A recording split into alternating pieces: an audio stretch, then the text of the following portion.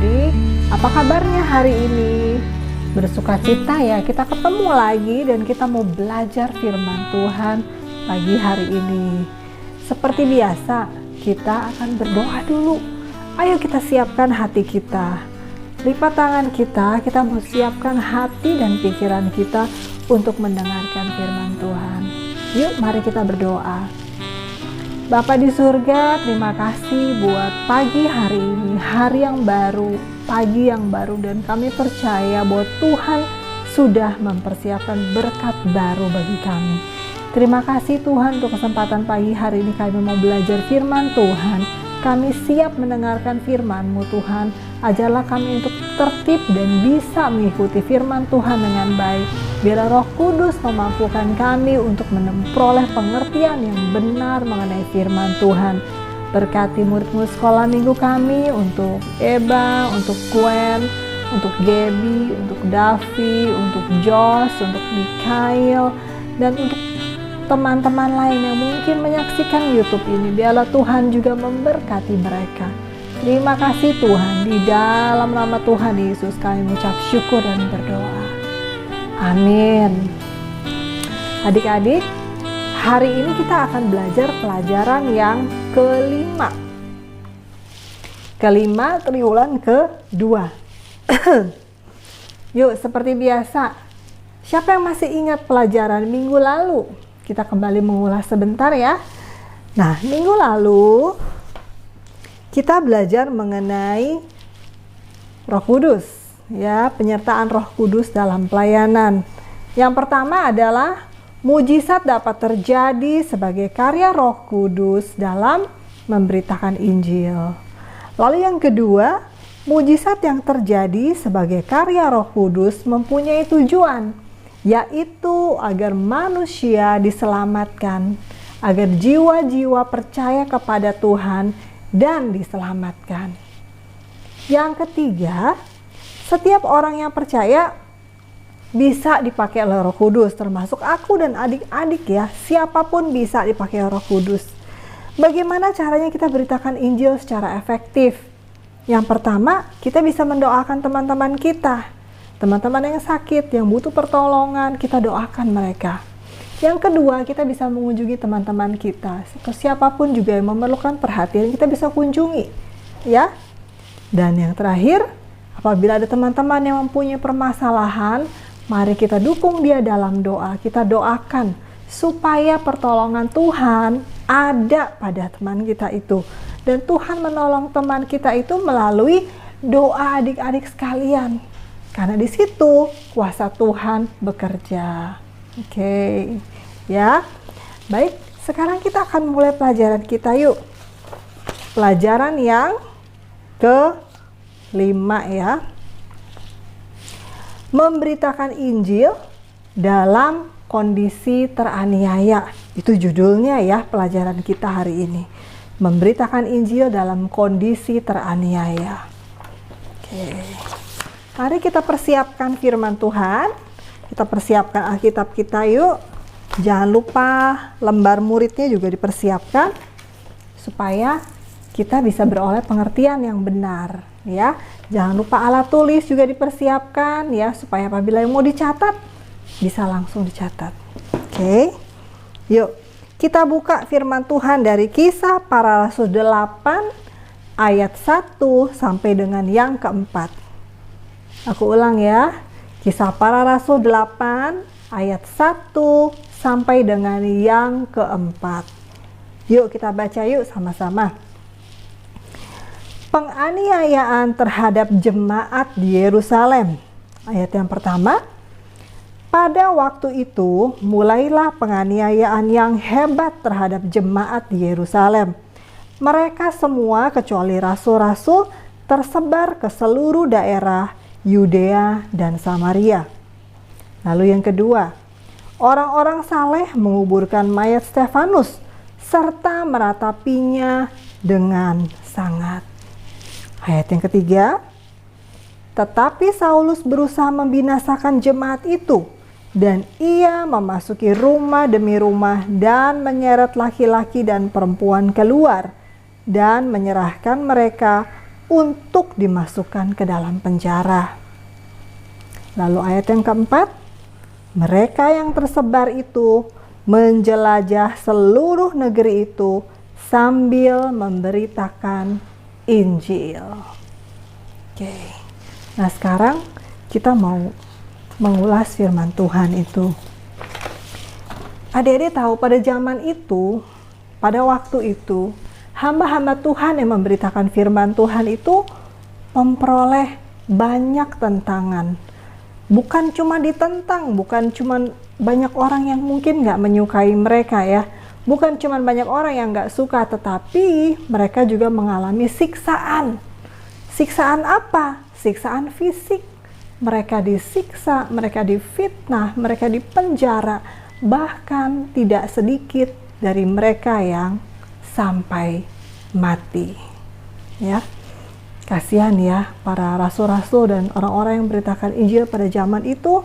Mereka sungguh berani, mereka membela iman terhadap Tuhan, tetapi mereka juga menghadapi tantangan yang sangat besar.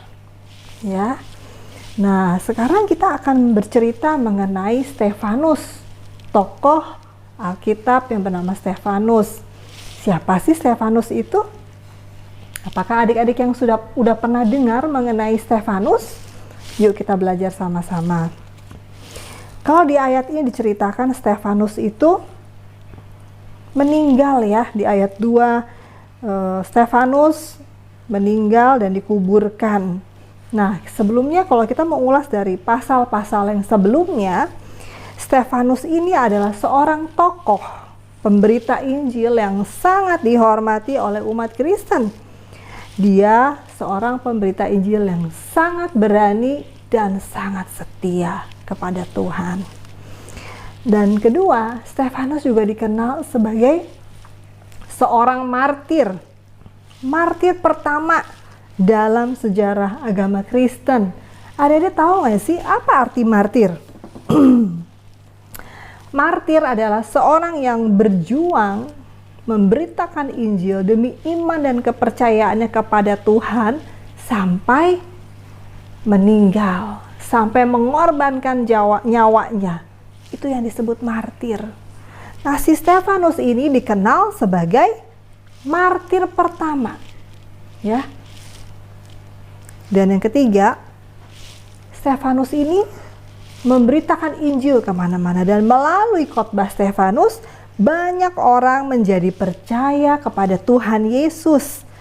Tetapi hal ini mendapatkan tentangan dari beberapa kalangan yang tidak menyukai Stefanus.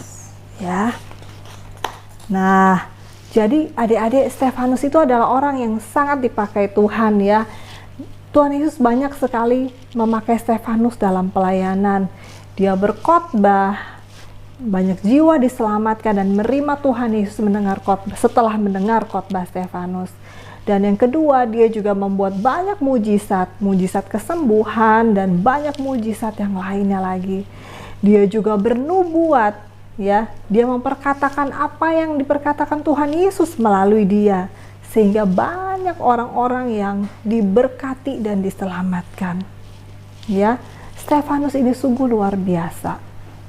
Nah, oleh karena Stefanus ini berani memberitakan Injil iman percaya kepada Tuhan Yesus, dan banyak jiwa yang diselamatkan dan menerima Tuhan Yesus.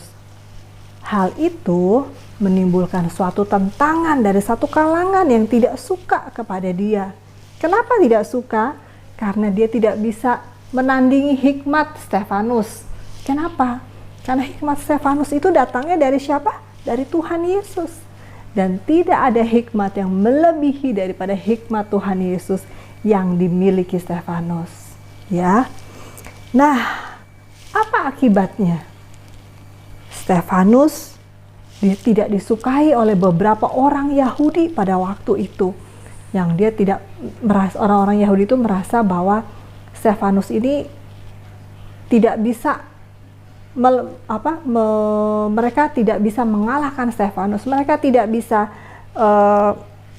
bersoal jawab dengan Stefanus ya, karena Stefanus ini sungguh berhikmat. Nah, gimana caranya orang-orang Yahudi yang tidak suka sama dia ini mau menjatuhkan Stefanus? Mereka memfitnah dia. Mereka mengatakan hal-hal yang tidak benar tentang Stefanus.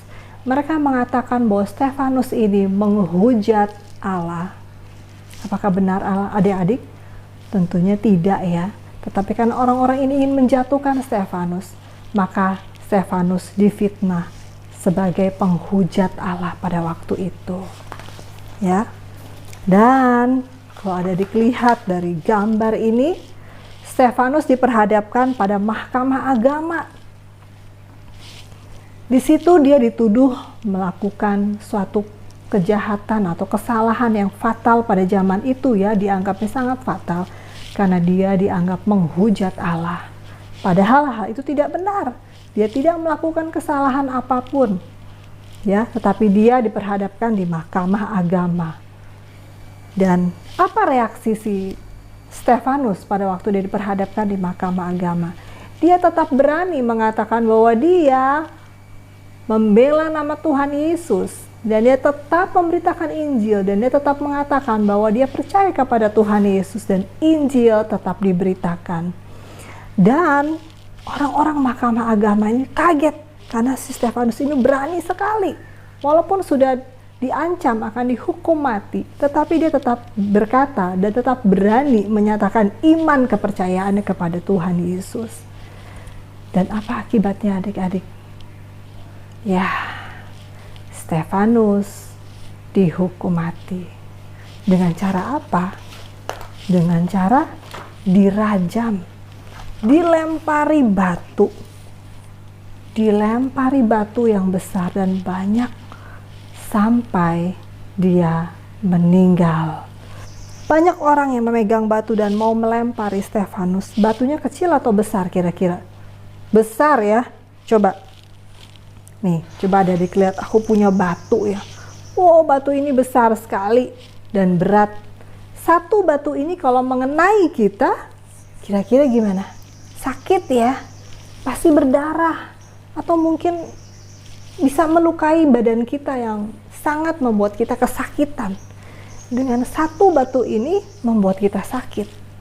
Tetapi Stefanus pada waktu itu nggak cuma satu batu, tetapi ratusan batu yang dilempar kepada dia oleh banyak orang yang mau membunuh dia. Aduh, kasihan ya adik-adik ya. Kira-kira bagaimana nasib Stefanus sesudah itu? Ya, dia meninggal dunia akibat dari lemparan ratusan batu dari orang-orang yang ingin membunuh dia. Ya, kira-kira Stefanus meninggal. Dengan Stefanus meninggal ini kira-kira bagaimana adik-adik? Apakah pemberitaan Injil itu selesai begitu aja dan selesai sampai di situ? Tidak ya. Kuasa Tuhan Yesus yang sungguh tidak terbatas itu tidak berhenti sampai di situ. Bahkan dengan kematian Stefanus, banyak martir-martir lainnya, banyak pemberita-pemberita Injil lainnya yang dibangkitkan oleh Tuhan. Dan dia tersebar semakin banyak ke daerah-daerah, bahkan semakin meluas. Sehingga nama Tuhan Yesus dikenal sampai dengan sekarang. Banyak jiwa-jiwa yang mengenal Tuhan Yesus akibat dari Stefanus yang dihukum mati. Ya. Buah kematian Stefanus adalah timbulnya martir-martir baru, sehingga Injil semakin tersebar ke seluruh dunia.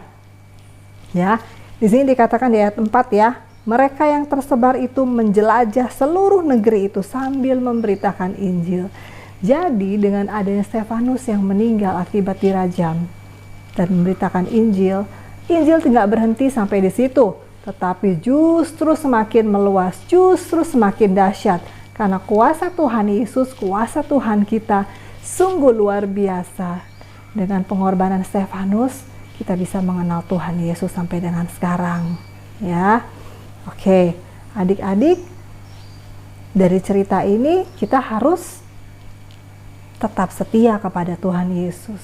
Mungkin kita nggak mengalami penderitaan seperti Stefanus tadi ya, tetapi kita dituntut, kita mengambil contoh dari si Stefanus ini untuk apa? Tetap percaya kepada Tuhan, tetap setia kepada Tuhan Yesus, setia sekolah minggu, tetap setia baca firman Tuhan, tetap setia berdoa kepada Tuhan. Dan aku percaya Tuhan Yesus tetap menyertai kita. Ya. Oh iya adik-adik, aku sampai lupa. Ternyata ada satu kakak loh yang kita kenal selama ini, dia mau ikut kita nih. Hai Kak Dewi. Kita sambut Kak Dewi yuk. Kak Dewi, halo. Hai adik-adik. Nah, di sini aku mau kasih kesimpulan mengenai pembelajaran kita hari ini. Apa sih yang bisa kita simpulkan mengenai pembelajaran kita hari ini? Yaitu yang pertama, orang-orang Kristen pada jemaat mula-mula itu tetap setia kepada Tuhan sekalipun mereka mengalami kesulitan.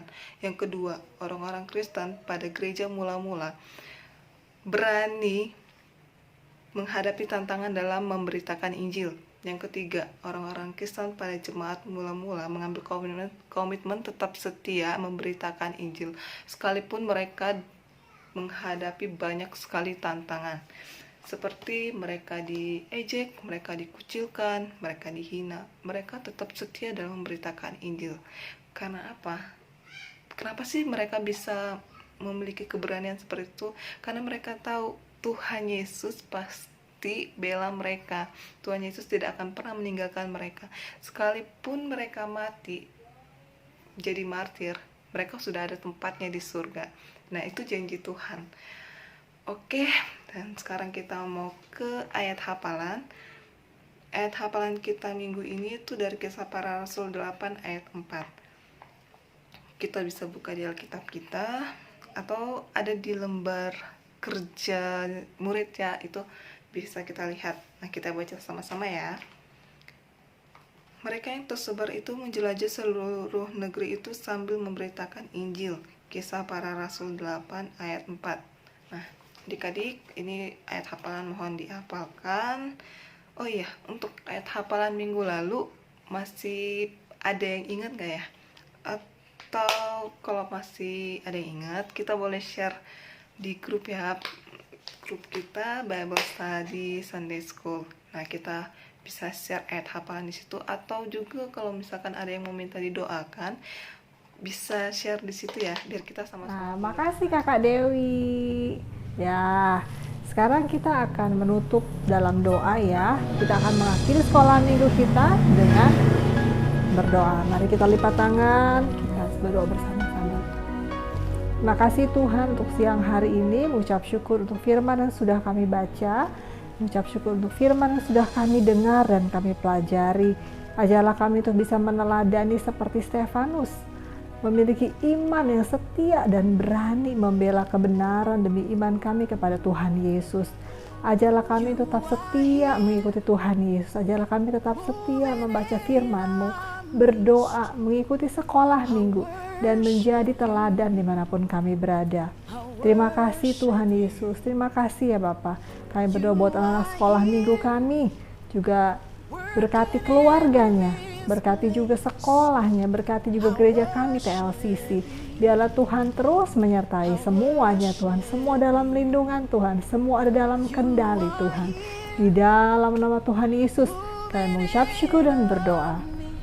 Amin. Puji Tuhan, sekolah minggu sudah selesai. Jangan lupa mengisi lembar kerjanya, lembar murid, dan menghafalkan ayat hafalan.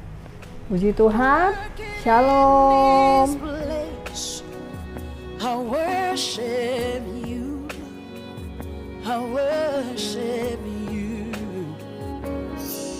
Hey, waymaker, miracle worker, promise keeper, light in the darkness. My God, that is who you are.